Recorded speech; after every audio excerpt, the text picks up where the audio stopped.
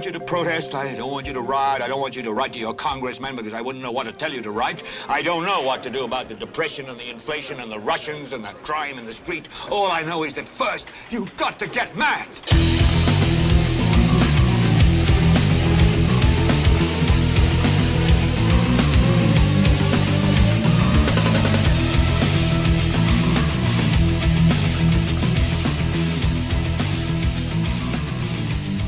Welcome back to Hacks on Hacks, the media criticism podcast preferred by dozens of savvy listeners. I'm Sonny Bunch, executive editor of the Washington Free Beacon and co-host of the Sub Beacon podcast. Joining me on my left, ironically, is Free Beacon senior writer Liz Harrington. Liz, how are you doing today? Fantastic, Sonny Bunch. I feel like you might be a little hype. I feel good. All right. And joining me on my right, again, ironically, is Free Beacon staff writer and noted squish, Alex Griswold. Alex, how are you today? I've been better. Oh, no. He's got the Mueller sads. Speaking of which, first up, unfortunately for the resistance and the left-wing press and cable news and the Krasenstein grifters, it turns out there was no collusion. Yes, according to a summary of the Mueller Report, quote, the investigation did not establish that members of the Trump campaign conspired or coordinated with the Russian government in its election interference activities, end quote. Needless to say, cable news was hardest hit by this, as Matt Taibbi, a left-wing skeptic of the Russia hawks, noted after the release of Attorney General William Barr's letter. For years, every pundit and Democratic poll in Washington hyped every new Russia headline like the Watergate break-in. In the early months of the scandal, the New York Times said Trump's campaign had, quote, repeated contacts with Russian intelligence. The Wall Street Journal told us our spy agencies were withholding intelligence from the new president out of fear he was compromised. News leaked out our spy chiefs had even told other countries like Israel not to share intel with us because the Russians might have quote, leverages of pressure on Trump. CNN told us Trump officials had been in constant contact with Russians known to U.S. intelligence. And the former director of the CIA, who helped kickstart the investigation that led to Mueller's probe, said the president was guilty of high crimes and misdemeanors, committing acts nothing short of treasonous. That is the Taibbi piece is highly recommended, by the way. It's long, but you should read it. Anyway, Liz, with hindsight being 2020, which of these headlines is now your favorite? Will Trump be meeting with his counterpart, Putin, or his handler? A plausible theory of mind-boggling collusion. Or Trump dodges questions on Fox News if he's a Russian asset. Probably the first one is worse. The first one is pretty amazing. I believe that was a Jonathan Chait special. It is. It is. We'll be getting into that later in the segment. Yeah. Liz, this is time for your victory lap. Where do we start? Going. Where do we start? This is a complete disinformation campaign, lies that tried to derail the Trump presidency for over 2 years. And of course they had nothing because it was a wild conspiracy theory, that sadly though, everybody in the mainstream press pushed on a daily basis. And I mean, we could go through the list of all the stories they got wrong, and you could really see it coming, like kind of what you were telling me earlier.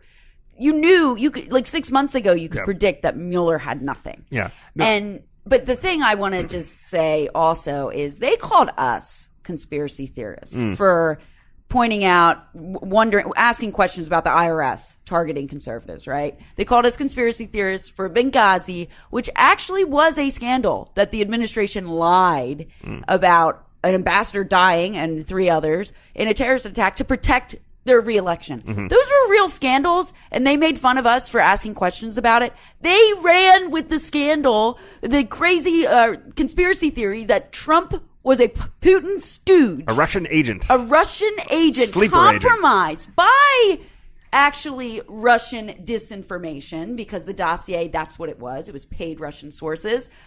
They're the conspiracy theorists. And of course they failed because it was a complete total lie. Yes. Alex, is this the QAnon of the left? That's a good way of putting it. And I think when we talk about did the media screw up this story, the answer is the pundit class, the commentary side, absolutely did. Yeah. And that's part of the reason why it's not helpful to talk about the media as a monolith, is I think the straight news side did slightly better than the editorial side, which is garbage. New York Times, BuzzFeed, everybody running with the same. I mean, look at New York Times story recapping this. They don't mention all the stuff they pushed. They were leading the charge on this with all the innuendo, and they never had any evidence. I realize that, but part of that is, you mentioned hindsight at the top. Part of this is the gift of hindsight. I mean, from sitting where the New York Times was a year ago, you had a sitting president who was under investigation for possibly having ties to the Russians. That's a story. That's a story you're going to have to put a lot of effort into, and it would have been downright malpractice if they hadn't. As it turns out, it came to nothing. But you can't just put it aside and say, well, it's probably going to be nothing. You have to devote the resources to try to report on it. They took selective leaks from Trump's opponents and ran with it. That was complete. Of course, they could have known that there was nothing, because this entire investigation was based off the dossier, which all the mainstream press had and could not verify. But then once it was public and it was legitimized by CNN first, the leak, and then BuzzFeed published it, then, I mean, the New York Times covered for them. They literally changed their story halfway through last year and said, oh, actually, it's George Papadopoulos. That wasn't what it was. Yeah. Yeah. Like, no, we all remember that. And I'm not going to deny that there were... they're useful idiots at best. Of the Tybee pieces. They're useful idiots at best. Otherwise, they're just liars. Once you get rid of commentary, like he attacked Luis Mencha at one point in that thing. I'm like, well, congrats. And that's a good example of commentary side going wrong, is that Luis Mencha was given space in the New York Times to talk. She appeared on MSNBC. That's a good example of what are you doing. But once you get rid of that, you do have, I would say, there are probably about a dozen or so problems, or stories rather, that had major problems in them that appeared in great outlets. Mm-hmm. New York Times, obviously. BuzzFeed has that story they still haven't retracted. Which one was this? This is the one. Oh, gosh. Trump directed Cohen directed Cohen, and the special counsel had to come out and refute Mueller it. denied that, and I want to say that was the only story that he had to go out and say this is just so wrong. Yeah, and of course Cohen himself denied it. So there are stories like that, but at the same time, when you think about the sheer volumes of stories that had to have been written, I mean, you mentioned Watergate. Woodward and Bernstein screwed up the story. Yeah, well, this is a real bad story. The sheer number of articles, 533,074 and counting, I'm sure, because these people aren't going to stop. Yeah, this is damning praise. Obstruction. But I wonder if that's just sort of the natural amount of wrong stories the media would have anyways. Would he write that many stories? Well, it is. There has also been there has been a real hesitance to correct and withdraw and retract a lot of these stories. Yeah. The most damning of them, I think, are the Michael Cohen in Prague story, which nobody confirms, and nobody seems to have any idea where the sources are coming up with this story. And then on top of that, you have the weirdest of them, which was, who was it that was supposed to have visited Julian Assange? Was it? I want to say it was Manafort that was supposed to have visited? Maybe it was Roger Stone, but yeah, from the Guardian. Yeah, it was a Manafort. The Guardian story about Manafort visiting Julian Assange, which again is just like like Julian Assange is holed up in an embassy, right? Like that is watched on all sides. And it didn't make any sense. If he's a Putin stooge, why did he need to go to WikiLeaks to get the? It doesn't even make any sense. Well, WikiLeaks. The thing I'm most glad about now is that everyone is acknowledging Stone to go, that WikiLeaks is a Russian cutout. This is like, so one thing from this summary letter is that I think that it is undeniable at this point that Russians tried to interfere in the election and had some measure of success. And you know who really succeeded in sowing the discord, and much more than some Russian trolls on Facebook spreading memes? It was the media that was dividing us over this crazy conspiracy theory for 2 years. And this is what I was going to say. That the effect that the Russians intended has been successful. This has done more to destabilize the American political system than anything since Watergate. And that's why the media are the real Putin stooges. They are. I like it. I like it. Fire and brimstone. I wrote a blog about that. I know. I saw it. It was a good blog post. All right. Next up, we're going to stick with Mueller here. Sure, the media has spent the last 2 years undermining Trump's presidency based on outlandish claims in a bogus dossier compiled at the behest of Trump's political opponents. Yes, countless hours were spent trashing Trump on TV. Countless column inches spent slandering him on the internet. Countless jokes about P-tapes made on Twitter. Here's 60 seconds of kind of what we had gone through for the last few years. There was no coordination or conspiracy. So this vindicates the president on collusion. We have enough information to sit and wonder, might this be the greatest crime in American history? Mueller's coming after him. Mueller's coming after him. Mueller's coming for you. Mueller is coming. There's clear evidence of an attempt to collude. There was obviously a lot of collusion. Evidence is pretty clear that there was collusion. There's tons of proof of potential collusion. Dramatic evidence of collusion. It's beginning to look a lot like Christmas, and it's beginning to look a lot like collusion. Do you have direct evidence of collusion with Russia? Well, I think there is direct evidence. I think a mountain of evidence of collusion. This is collusion. Most explicit public evidence of collusion. Too incompetent to collude with Russia, but he can lure Anthony Kennedy off the Supreme Court. Doesn't add up. And it is Mueller who will bring these lies to the House Committee on the Judiciary when it inevitably takes up its constitutional responsibility. But hey, shouldn't Trump just forgive and forget? Quote, Trump begins post-Mueller reset by attacking Democrats' media, end quote, Politico reported. Quote, but after the nearly 2-year investigation found no collusion or clear obstruction of justice, Trump and his aides showed little interest in healing or national unity. They quickly launched a fierce counterattack against both Democrats and the media, claiming that Trump had survived what amounted to an extra-legal coup, and implying that other charges of wrongdoing against him should also be discounted, end quote. Alex, what do you think? Should bygones be bygones? Why would they? I mean, this is just even... I do not understand the thinking here. Donald Trump's political messaging for the past 2 years has been, the media is against me. The Democrats are unfair to me, and they're pushing conspiracy theories. This is all fake news. The Mueller investigation is fake. And in one weekend, he was essentially proven right. Mm-hmm. Why on earth would he back off that? I mean, why not? Why not double down and say this proves everything? Yeah. I don't... In other words, and also Trump doubling down and Trump failing to take the high road is very much a dog bites man story. Like, yeah. What did you expect him to do is what I would ask. Right. This is so in his alley, and it's also just politically smart, so it's not like you can even dock him for it. Liz, here's a serious question. Has Trump been given a real gift by the media here to essentially dismiss any story that casts him in a negative light over the next 2 years, and given like an actual given his people an enemy to focus on even more? Yeah, I mean, sure, because, and it's funny because everything they've always tried to get him on, it just backfires completely. I mean, we saw that with the actual investigators, right? With Peter Strzok was saying he was so focused on Russia, we got to get him on Russia, that they ignored the Weiner emails, right? And that led to the Comey letter, which was a total gift for Trump before he was elected.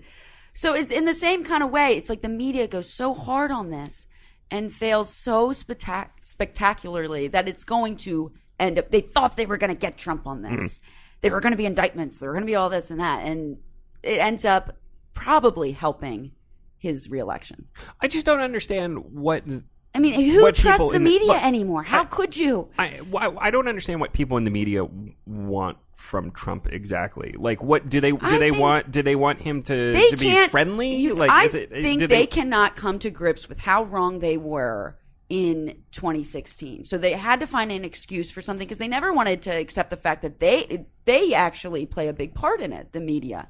And in a way, it is a lot like Watergate because Nixon in his election completely embarrassed the media, won by a landslide, and then they had to get him. They had to get him, and they saw it's very, very similar, this like fever dream. And Nixon, ended up doing stuff wrong or whatever, but it's in a lot of ways. Yeah, let's not relitigate. No, but it's true. But it's true. The media was so embarrassed, and then they were whipped up into a frenzy over this, and it's the same exact thing. They were whipped up into a crazy. This one just happened to be even wilder and crazier conspiracy. I'm just disappointed that we don't actually have the show The Americans playing out right now. Okay, and finally, we should remember the real victims of the Mueller report, those who thought Robert Mueller was going to save them from President Trump. From a cavalcade of internet celebrities singing, "We wish you a Mueller Christmas." We wish you a Mueller Christmas. We wish you a Mueller Christmas. We wish you a Mueller Christmas and impeachment next year. We wish you a Mueller Christmas. We wish you a Mueller Christmas. We wish you a Mueller Christmas and impeachment next year. Indictments will come to you and your kin. Indictments for Christmas and impeachment next year. To Saturday Night Live's lady singing, Mueller, all I want for Christmas is you. Mueller, all I want for Christmas is you. You, baby. Oh, this needs to be done by Christmas. I need a frickin' ounce of cheer. I just really want God like that. Oh my God, it's been 2 years. I don't need a full impeachment, but we just need a little fun. Please just tell us we aren't crazy. At least indict his oldest son. To The Late Show doing 12 days of Mueller-miss. On the third day of Christmas, Bob Mueller gave to me 3 panicked Trumps, 2 officials flipped, and a Michael Flynn guilty plea. To Twitter trolls Ed and Brian Krasenstein, who created a children's book that featured a shirtless, ripped Mueller dispensing justice to Donald Trump, some are being forced to come to grips with the fact that Robert Mueller is just a man. Disappointed fans of Mueller rethink the pedestal they built for him, the New York Times headline reads. It is definitely embarrassing, Sean Foster, 45, told the Times. It's a drag knowing there are people out there who are gloating. Liz, don't you feel bad about hurting Mr. Foster's feelings with all your gloating?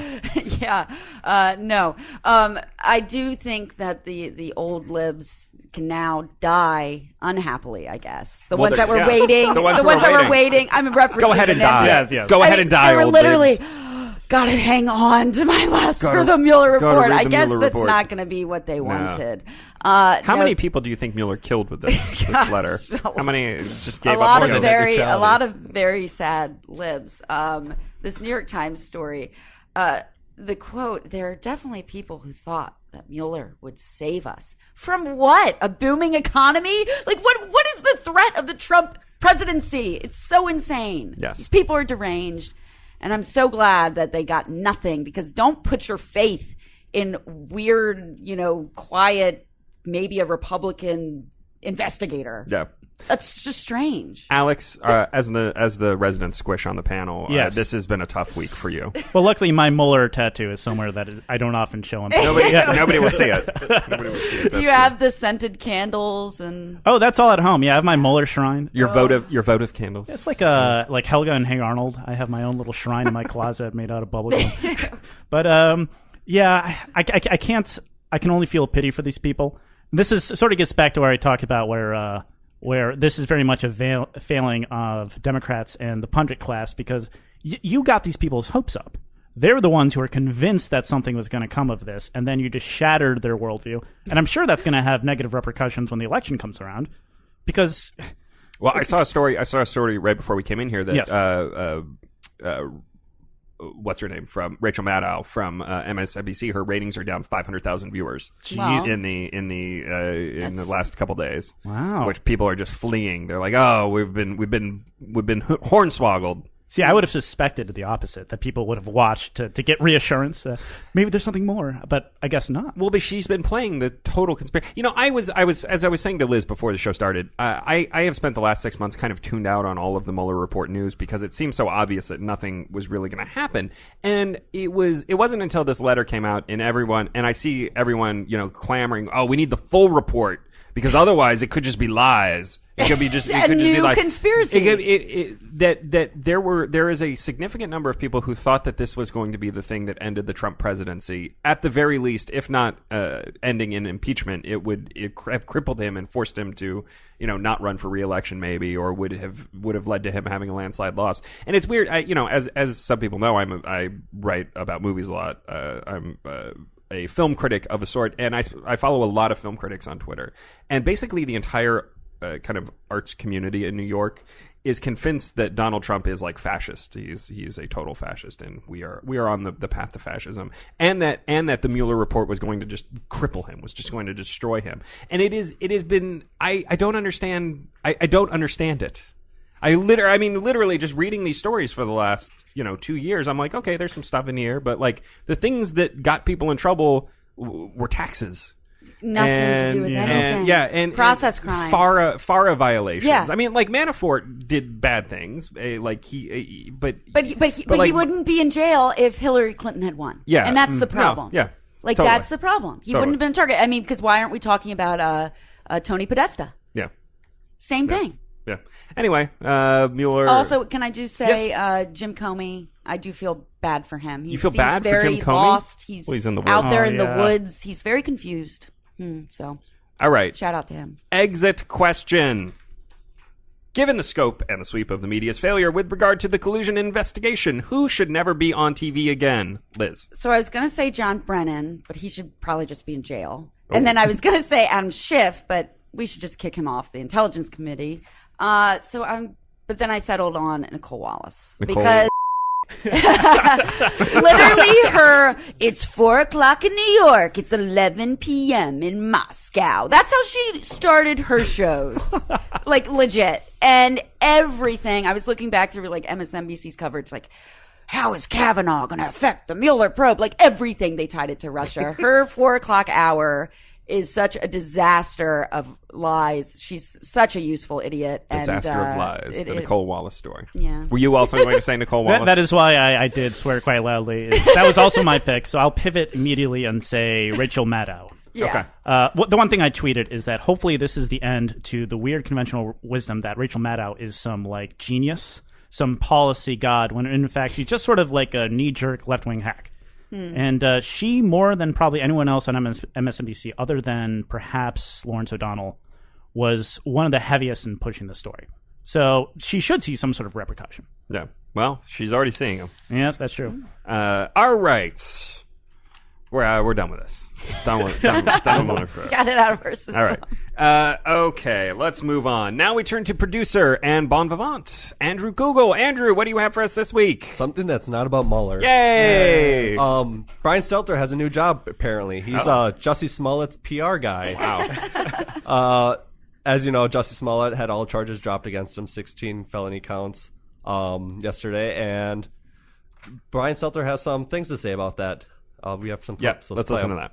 And Brian Stelter, have we heard anything? I mean, speaking of this Hollywood factor from Fox or the team from the show Empire, which is a pretty popular show on Fox. Yes, it is, but no, so far the network and the studio that make the show are not saying anything. You know, you remember right after Smollett said he was the victim of a hate crime in Chicago that night, the Fox network, the studio, the Empire cast and crew all had his back, supported him very strongly. That continued as it became a mystery about what happened and whether he had made this up. The network continued to support him, but started to pull back a little bit in those public statements. Right now, there's no new comment from Fox, but this is a key part of the story, Nia, because I do think he just wants to get back to work. That's what a friend of Smollett just said to me. He wants to act. He wants to get back to work. He had actually been taken off 2 of the episodes of Empire. His future as a Hollywood actor has been in limbo for the past few weeks. So his lawyers have been trying to get to this point so that he can return to work.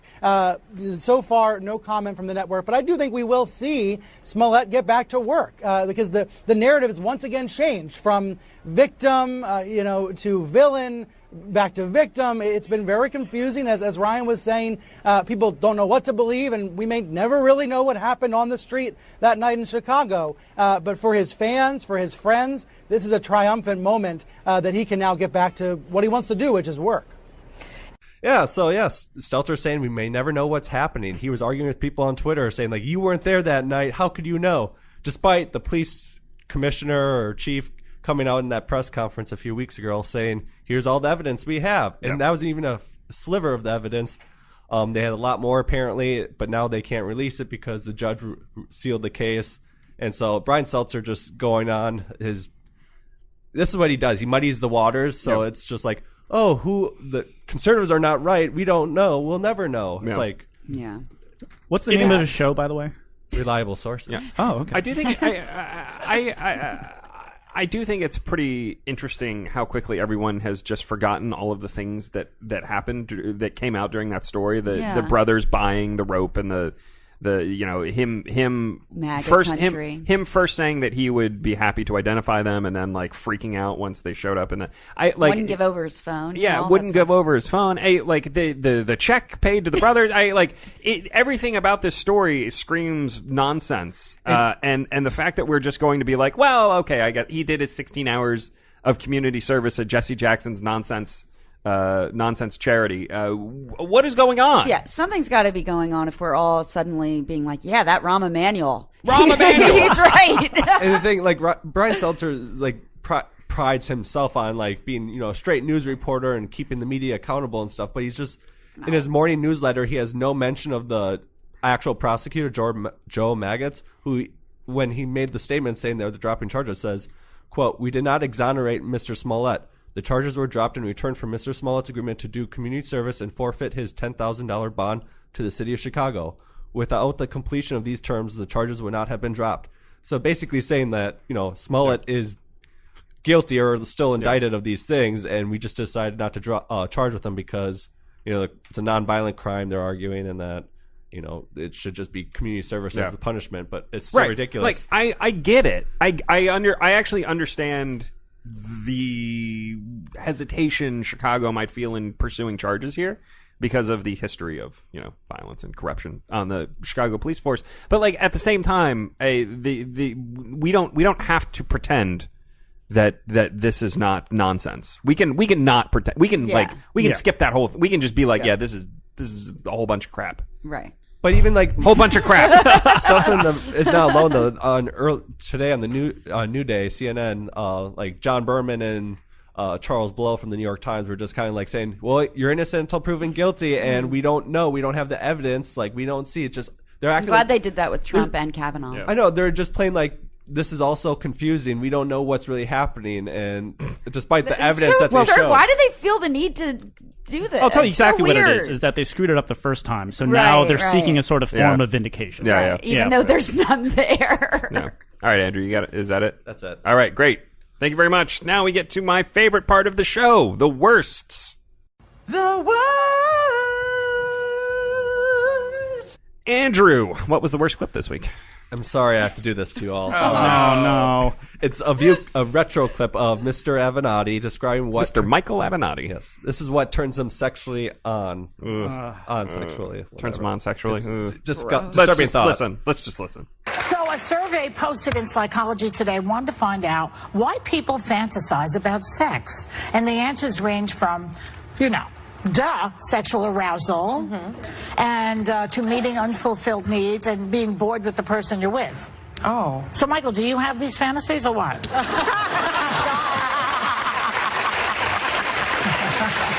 Well, to be clear, unlike Ted Cruz and Tucker Carlson, I actually believe in sex. They don't.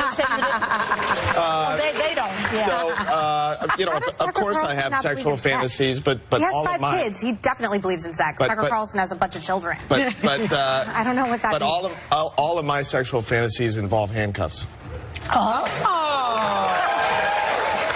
wait. Are you the one putting on the handcuffs, or are you handcuffed? No, to be clear, I'm always putting on the handcuffs. I think I would like to put the handcuffs on Donald Trump. The best part of this clip that you can't see at home is Meghan McCain's face as he's talking about the handcuffs. Because it is. It's like a portrait of horror. It was it's like my something out of a Bruegel. Feelings exactly. But the other people on the panel, their faces were just like they were like into it. It was the whole thing is a disaster. It's so wrong. He's gross. I'll give The View some credit because they were the only media outlet really to treat Avenatti with the correct amount of seriousness. Yes. Yeah. Well, also we should note that we are talking about Michael Avenatti because he was arrested for trying to extort money out of a corporation this week, which is a story that has just kind of gotten lost in the shuffle of everything else between Trump and Mueller and Smollett. And anyway, it's sad. It's sad that we're not really reveling in Michael Avenatti's downfall. He's been relegated to a segment on the worsts, but that's all right. Liz, what was the worst tweet? The worst tweet comes from Jonathan Chait, who tweeted, "If you refuse to cooperate with the investigation, you can't claim you were cleared. That's how obstruction of justice works." So basically, Is it? No. Is it? Is that no, how it like, works? and what is this idea that they didn't corroborate? I mean, how many subpoenas and witnesses and everything else? Like, Yeah. they did. And this is just further trying to muddy the waters and say, oh, but he did obstruct justice by being able to fire his FBI director and telling them at the time that it was because Comey was a terrible FBI director, and he wanted the Russia investigation to continue to the fullest. Like, that whole Lester Holt thing was a complete lie. Yeah. Anyway, bad tweet. Okay. The worst print story this week comes from The Atlantic, where Taylor Lorenz suggests in a totally not weird essay that you should find someone on the internet whose success you resent in order to make yourself a better person. As my friend Ali Ericon put it, after highlighting a passage in which Lorenz writes about how she, quote, selected a male journalist notorious for his relentless work ethic to choose as a nemesis. Psycho. It's totally crazy. I'm all for doing stuff to spite people. Don't get me wrong. I love spite, but it's not really spite if they don't know you're spiting them. Yeah. Like, choosing a secret enemy to try to make yourself better is weird, right? I think you're only saying this because we all know she was talking about Chris Cillissa. And is that who she's talking about? Chris Cillissa is a good guy. I know your thoughts on Chris Cillissa. All right. That's just bizarre. And finally, we at the Free Beacon aren't perfect. We make mistakes. We mess things up. The worst of the Beacon this week is, once again, Alex Griswold. What a surprise. Who put together... It should be for your first 5 minutes on this show today. Oh, yeah, wow. Who put together a clip explaining each of the Democratic presidential nominees via quotes from The Office. Alex, do you apologize for corrupting Alyssa Milano and Chrissy Teigen, the liberal Twitter icons who retweeted your hilarious video? I apologize for nothing. I applaud my own creativity in tricking the libs into dunking on their own Democratic candidates. It was pretty good. That was so good. I'm going to say yesterday it was played on the 5, which was nice because all my family members, that's like the only place they would time encounter. They've ever seen anything you've done? Basically, yeah. Okay, that's good. That's good. Well, thanks for joining us on Hacks and Hacks today. Make sure to leave a review if you're so inclined. We need those to get our ratings up. We need. That's how I get my money, or don't. I'm not the boss of you. Do whatever you want. I'll talk to you guys next week.